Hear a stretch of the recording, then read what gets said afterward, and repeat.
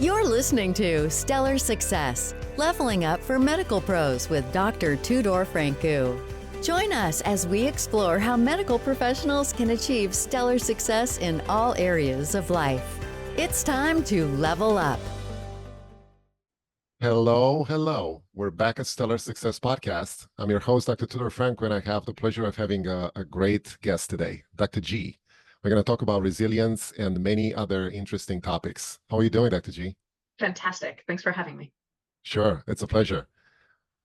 Dr. G, I'm going to start this with a very simple question that we probably going to, debate during the podcast.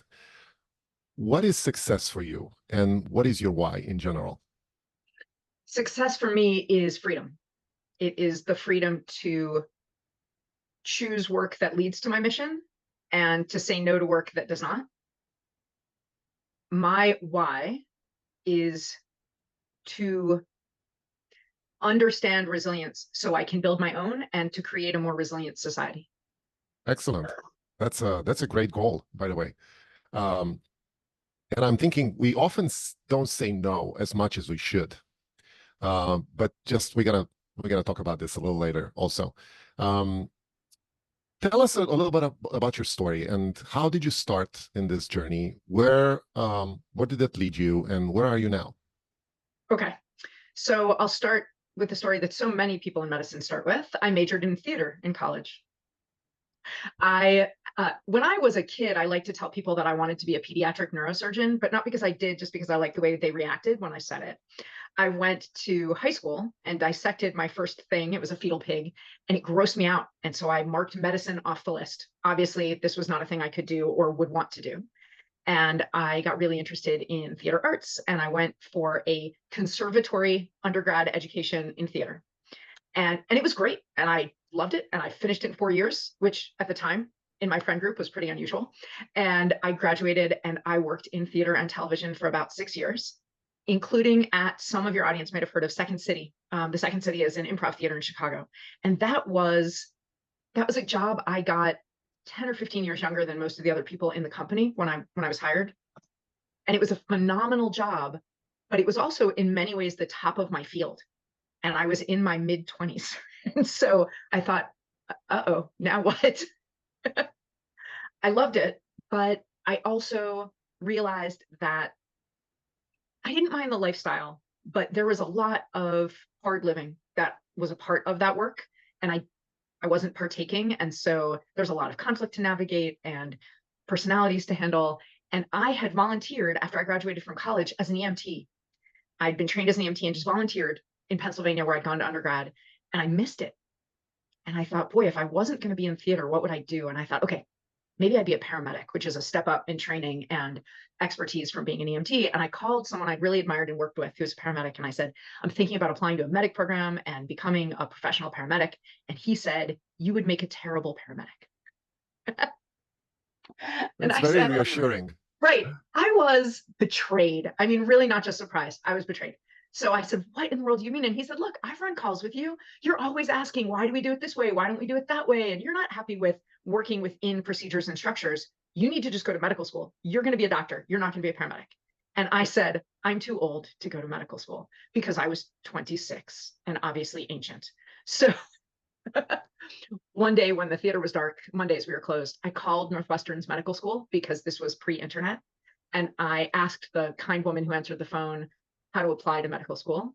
And she said, well, you need, I said, what are the requirements? And she said, a bachelor's. And I said, in what? Thinking she would say biology or chemistry or science. And she said, college. I was like, I have one of those. So I gave notice at Second City. I did have to take a year of undergrads prereqs. I had not taken any science.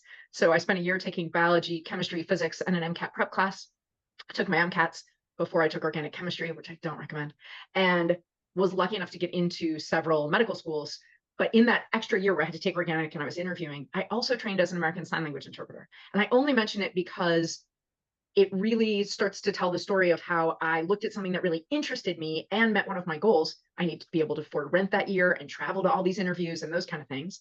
And it was a way to learn more about medicine. to get ready to be a doctor, because as a sign language interpreter, I was mostly called to hospital emergency rooms.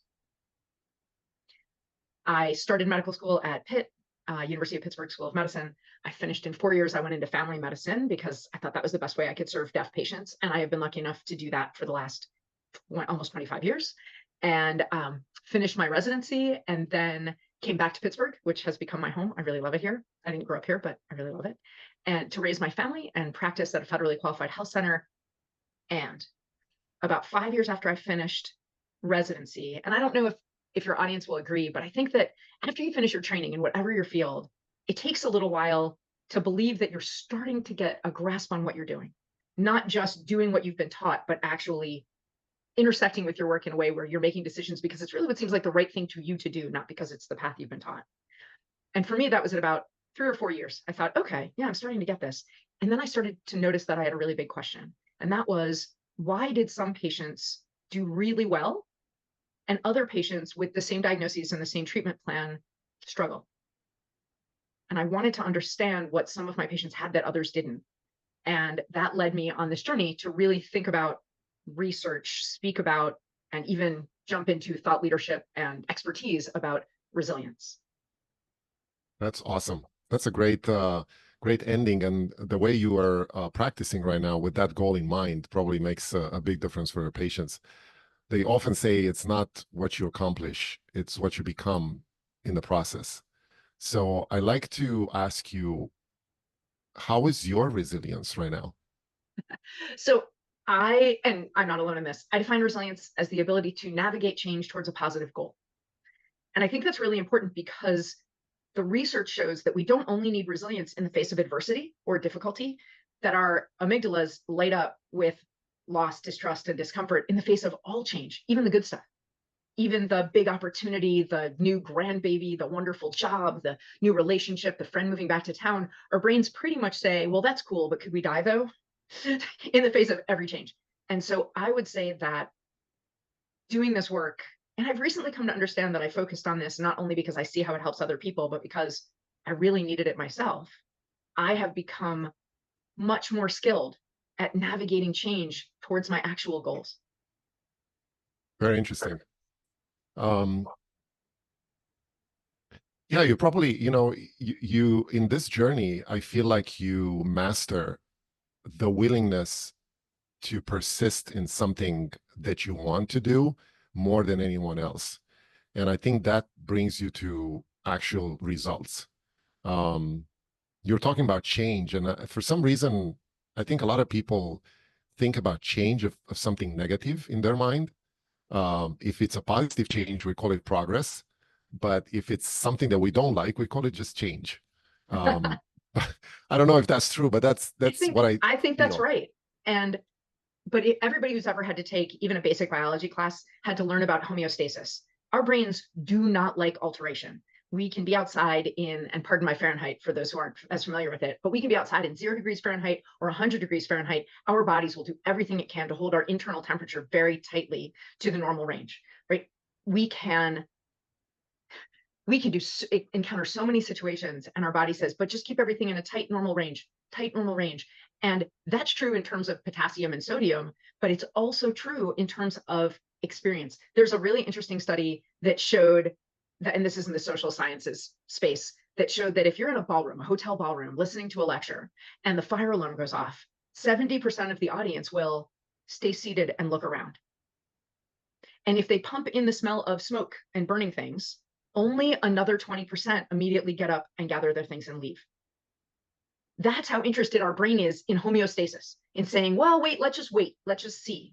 And anyone in medicine knows most of medicine, especially primary care, but not only, is about trying to get patients to consider making a change, to consider taking a medicine every day, or no longer smoking, or adding exercise to their routine, or thinking differently about what they eat or how much they eat, or a number of things.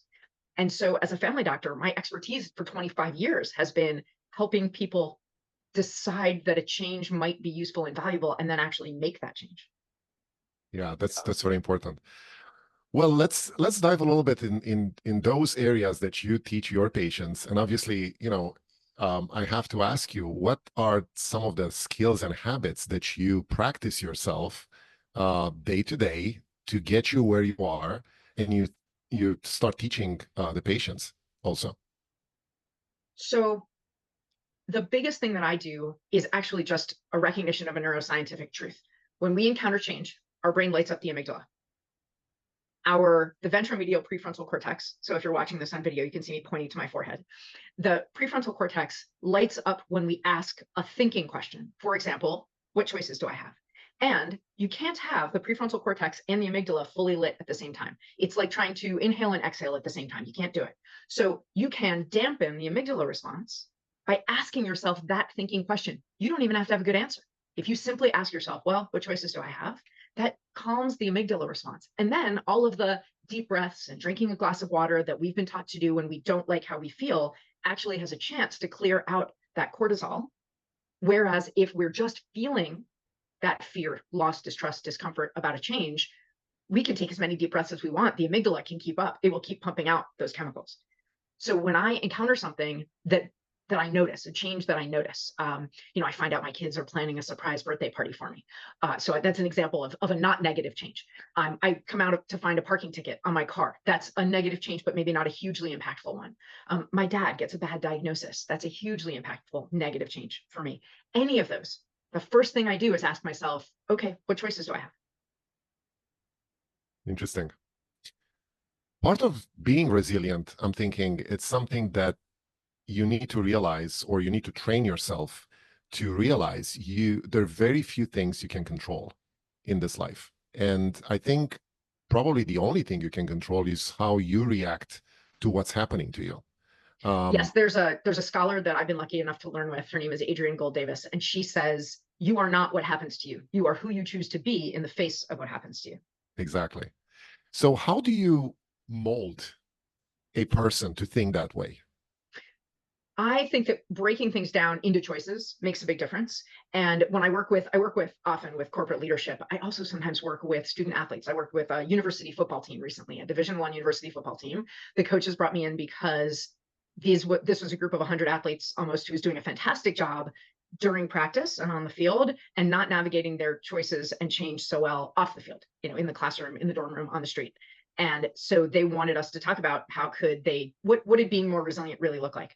And so I led these guys in a conversation to help them remember that no matter what happens to them, there are three things always within their control: their attitude, their behavior, and their goal.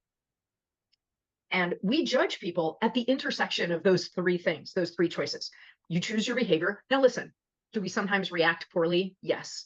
But we can always, if we focus on it, decide on our attitude, decide on our behavior, decide on our goal. Nobody can take that away from us. And no situation can fully take that away from you. If you're conscious, my mom of blessed memory used to like to say, if you're conscious, you have choices. You may not like them, but you have them. So I think that's really something to remind ourselves of, not so much what's out of our control. Some people, especially people in medicine who are used to feeling in control, we do need that reminder. Lots of things out of your control, let go, stop trying to force that. But I actually find it much more useful to focus on the positive. These are the three things in your control: your attitude, your behavior, and your goal. Yeah, that's a great thing to teach. Part of the program that you're leading right now with people is also how to teach them some skills that they need to develop in order to be successful and resilient. Do you incorporate any kind of habits regarding nutrition, health, fitness, exercise in your approach right now? In my own life, absolutely. In my own life, my mom might be the only patient I've ever heard of who died of osteoarthritis. And I see your eyebrows go up, and I'm sure everyone listening is saying, but not really. But actually, really, she had arthritis so profoundly and from such a young age that she had 4 hip replacements on both sides. And eventually she died after her pelvis just shattered, and from all of the repairs and the arthritis. And, so given the fact that osteoarthritis runs strongly in my family, one of the things that I did when I got to be maybe 10 years younger than she was at her first hip replacement is I thought, boy, there's not a lot we can do to completely prevent it, but weight-bearing exercise maybe gives me a shot, right? So I'm going to strengthen all the muscles I can so there's the least strain on my joints as possible. And so in my own life, exercise is really important. And I finally worked myself around to finding that exercise improves my mood instead of just filling me with dread and annoyance and frustration, which it did for years. But the work that I do with my patients is very much about asking them, what's your goal? What I know as a family doc is that I can't guarantee that I can make somebody else change something, especially a behavior. But my best shot is to help them change a behavior by showing them that it gets them to a goal they already have. So I get to know them the best I can. So if somebody listening is thinking, boy, how do I get myself to change this behavior? Or how do I get my patients or people in my professional or personal world to change a behavior? I would say you have to first connect to them, which is a resilient skill. You have to connect to them and understand what already matters to them, the goals they already hold dear. And then if you can show them that the behavior change you're suggesting is a great way to get to that goal, that's your best shot. It's no guarantee, but it's your best shot of getting them to change that behavior. I agree with you. I'm thinking that, you as a coach in general, I'm sure you dealt with a lot of people that, especially medical profession, that deal with burnout, with exhaustion, with the willingness to quit because they're overworked. And resilience is probably something that they don't want to hear about when they're burned out. How do you manage this balance between coaching them to go through some steps to de-stress, and in the same time coaching them to pass this big burnout period they're in? So for clarification, I'm a consultant. And so a lot of what I do is to try to prevent burnout. But when I'm working with a group that is facing or already experiencing burnout, I remind them that comfort is necessary for recovery and discomfort is necessary for growth. So if they are hurting and burnout is hurting, then first they need some recovery time. And comfort and safety are necessary for recovery. And we all know that. Even people who aren't in medicine know that if you were really sick for a while, you probably need to rest and heal to recover from that. If we had someone we cared about who had a bad pneumonia, for example, or a broken limb, we'd ask them to take it easy. We would not ask them to bring in the firewood while they were recovering. But then when they were pretty much recovered and they needed to regain their strength, then they would need some discomfort. They would need some strain to rebuild that. And the same is true of our resilience. I liken resilience often to exercise, meaning resilience is to mental health. Sorry, that's not the right way to say that. The stress that we need resilience for, stress is to resilience as exercise is to body fitness. That's really the better way to explain that. And the only difference is you always choose your exercise. Exercise doesn't happen to you by accident very often, but stress can sometimes happen to you by accident. No matter what, stress builds resilience unless, like an exercise, you're already injured when you try to exercise. So if you're burnt out, it would be like trying to start a new exercise program to train for a marathon while you have a stress fracture. You won't run the marathon and you will do a lot of damage. You have to recover some with some comfort and some safety to heal burnout. Yes, it's the same thing with being successful, right? You cannot be successful or become successful if you had no failures in your life. That's what builds your success. And it's the same thing with getting out of your comfort zone, right? If you don't get out of your comfort zone, you don't grow, you don't become stronger. Dr. Francu, let me argue with you about one thing you said. Failing isn't enough for success, right? Going through failure is necessary. I agree with you, but just going through failure isn't enough. And here's why. I won't ask you who, but do you know an adult who, no matter how many hard things they go through, it never seems to get any easier for them? A parent. Yeah, right. So if just going through hard things made us all more resilient, we wouldn't know adults like that. You have to go through failure, but you also have to decide to learn from it. It isn't just enough to have passed through it. You have to pass through it and gain insight from it. Exactly. Yeah, that's very well said. Speaking of, the fact that you are where you are right now in your life, in your career, meant that you had to take some risks. You had to go out of your comfort zone. You had to stress yourself out a little bit all the time to progress. what are some examples of what happened during your career that get you where you are right now? Was there any big win? Was there any big failure? How did you learn? I think a couple of things, a couple of big wins taught me. For example, landing that job at Second City when I was so early in my career, and then doing a terrible job for a while. Really was very bad at it and had to go to the people I was working with and the people I was working for and say, I think I'm failing at this. And their corporate culture at the time was such that they would talk about it, but not do it. So they were like, oh my gosh, you noticed? And I said, so help me do it better. I don't want to be fired and I don't want to quit. I want to learn. And that they found that very disarming. And so instead of firing me, which they later told me they were very close to doing, they decided to try this crazy idea of training me, which they had not done. They just really gave me the job and the instructions were do the job. And so when I went back and said, hey, I'm failing at this, I need some training, that won them over and also made them feel a little bit of accountability. And so we worked together. I got better at my job. I got to keep my job.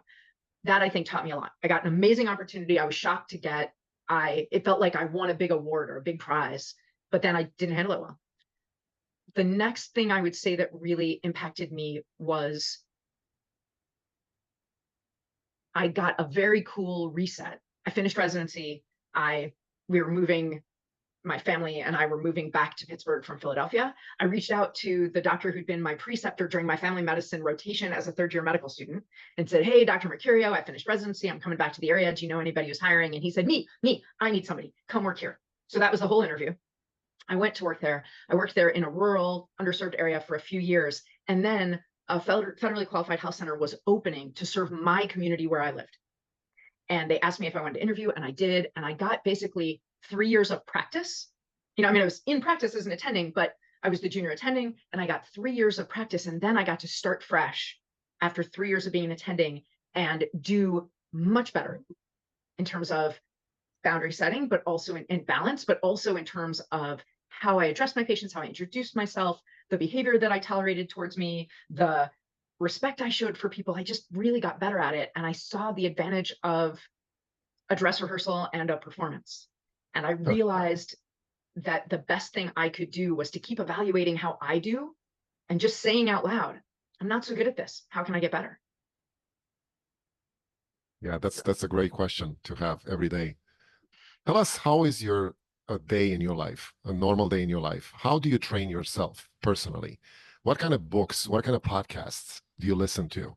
What kind of people do you surround yourself with? How do you challenge yourself? My work is, I'm part-time at the health center where I work, and I've always been part-time because I'm a mom of 4, and I'm a single mom of 4 guys. And I say guys because my third one just turned 18 yesterday. And so I often surround myself with very hungry young men, meaning quite literally hungry. So I spend a lot of time cooking when I'm not working and teaching them to cook, and the kitchen's sort of the center of our home. And I listen to podcasts. I'm not a TV watcher. I love to read books, but I read fiction. I read fluff because my work has always been with underserved populations. In my true entertainment, I am not looking for suffering and sadness and pain. So I read fluff, historical fiction, that kind of thing. I listen to autobiographies. I listen to political podcasts, and I listen to business podcasts. And I listen to people that I admire their intelligence and their curiosity and their willingness to be challenged more than I care about their subject matter. Very good. I exercise 5 mornings out of 7. It's my first thing. I don't always love it, but I always feel better when I do it. And also, I'm in my mid-50s, and it's the way I am currently not having to take an antihypertensive. So eventually I'll have to, but it's important to me for that reason too. And I love change. I was a kid who loved fire drills and assemblies and anything that changed the school schedule. Anything that got us out of the normal routine made me happy. And so in that way, I found that I like each day to be somewhat different, but to be productive, I have to block off times in my schedule that I'm going to sit and create presentations, answer emails, deal with surveys that I'm working on, reach out, do business generation, all of that.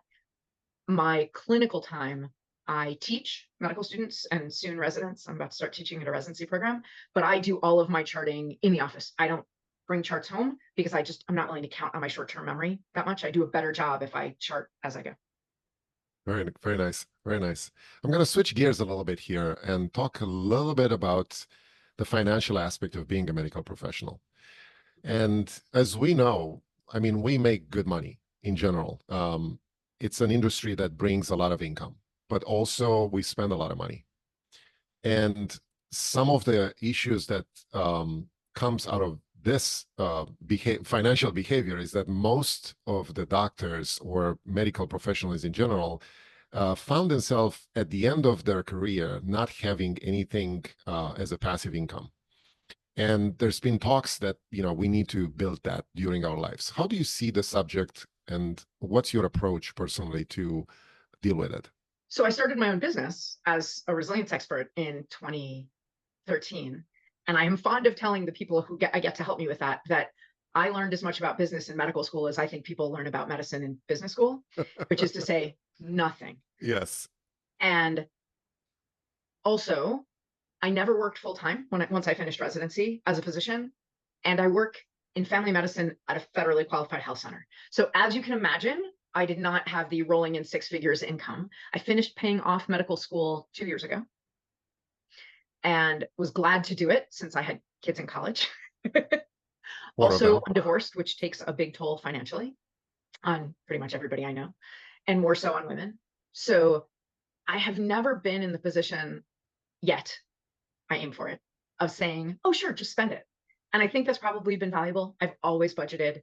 I've always known what I have coming in and what I have going out. And it has made me focus on my kids saving and teaching them those skills much younger than it occurred to me to be a thing. But what I would say in general is I look at money the way I look at all change that I navigate. Who do I mean to be in the face of this? I mean to be somebody who helps her kids enough that they don't have debt at the end of undergrad. Okay, that is going to mean that I have less in the bank should I ever retire. But that's who I mean to be. Okay, I mean to be somebody who, when I have a little disposable income, uses it on travel and experiences, not stuff, because that's my bling. Travel is my bling. And because we see all too often in our profession that, let me pause and say, when I was in medical school, I was lucky enough to read an article in JAMA called The Psychology of Postponement in Medical Marriage, where they talked to both spouses, at least one of whom was a physician, about waiting. And the ones who said, oh yeah, as soon as she gets into her fellowship, as soon as he's an attending, as soon as things will be good, had a much harder time and much less life satisfaction than people who said, even while I'm in residency, even while he's in fellowship, even while we're working up to partnership, we're going to be the people we're trying to be. Yes, I totally agree with that. I think we definitely, as a profession in general, we tend to postpone things until we retire. And a lot of doctors and medical people are doing this because we have, like you said, medical school debt, we have big families, we want to get the kids to college, we want to save for retirement, we want to have a good car, a good house, but we don't live the life. We, like you said, we buy things, and at the end, those things are old, and they don't give us the opportunity of traveling when we want to. And then when we get to a certain age, we don't want to do it anymore. We want to stay in our homes. We see every day patients who disability makes their life smaller. And actually, that circles back really nicely to why I want to help create a more resilient society so that people can navigate whatever their changes are without having to make their lives smaller. Yes, and I totally believe this. I don't think you need to sacrifice a lot to get yourself a little bit of leeway in pursuing your hobbies, your pleasures, your interests during your practicing years. If you would go back and look at yourself and your early years with what you know right now, what kind of advice would you give yourself? I would tell myself, and I've had cause to think about this because I have young adult children, and I would say to myself then what I say to my young adult kids now, which is don't waste your energy figuring out if you're on the right path, and you can hear the air quotes in my voice. Figure out what you are going to intentionally learn from each part of your path, because you'll carry that forward and it will help create what you become next. If I hadn't been a theater major, when I decided I wanted to strike out and research on resilience, I probably wouldn't have gotten the opportunities that I had to be on television and talk about it. So I wouldn't have been able to grow my platform and my reach to create a more resilient society. If I hadn't been a sign language interpreter for a while, I wouldn't have learned all of the lessons I've learned about cross-cultural communication. Forget language communication, cross-cultural communication, which has made me a much more effective communicator, much easier for me to, and this is something that we do in the medical field all the time, translate knowledge. Yes, definitely. I think a lot of people should look into your work more closely. And I think you're doing something that is very valuable for our profession and as a whole for humanity. I think we need to learn how to be resilient. We need to learn how to go through some skills that makes us resilient, because it's a learned behavior, definitely. And part of your mission, so to speak, other than writing a book, what are other projects or goals that excite you right now? I host once a month a free online event called Dr. G's Think Tank on Resilience. I invite 3 experts on some topic, and we talk about how it relates to resilience. For example, this month we're talking about elections, how to stay both resilient and engaged during an election cycle, because this is something that's happening in the US right now, and it's draining a lot of people's resilience. We've talked about AI, we've talked about loneliness, we've talked about the resilience we need around success, all kinds of topics, and we do that once a month. It's free, and I hope people might check that out because you're all welcome. And if you would make a good guest, please tell me so. The work that I get to do is varied, and the litmus test I pass every opportunity through, both the ones I pursue and the ones that come to me, is could this help create a more resilient society? And I have achieved the success to say yes to anything that I think might and no to the things that I think won't. Yeah, I agree. I think that's a great goal, especially, being in an election year. As you said, it's a stress on a lot of people. It's a stress day to day. I don't think it affects us in ways that we don't even imagine. But I think we should talk about it, and I think your initiative it's a great one. So I would definitely encourage people to check this out. How can they get in touch with you? How they can reach out to you? The easiest way to find me is my website, which is Ask Dr. G. And I will, if it's okay, Dr. Franco, you could put in the show notes for me a link to the think tank specifically, but really on my website or on social, where I am Ask Dr. G. You just have to spell out the word doctor pretty much everywhere. That's great. It was great having you here, and I hope audience got a lot of value from your work. I wish you good luck, and hopefully people will reach out and learn more about this. Thank you so much. Thank you. That's a wrap on Stellar Success, Leveling Up for Medical Pros with Dr. Tudor Francu. Interested in joining us? Go to stellarsuccesspodcast.com/guest to apply. Stay stellar and level up.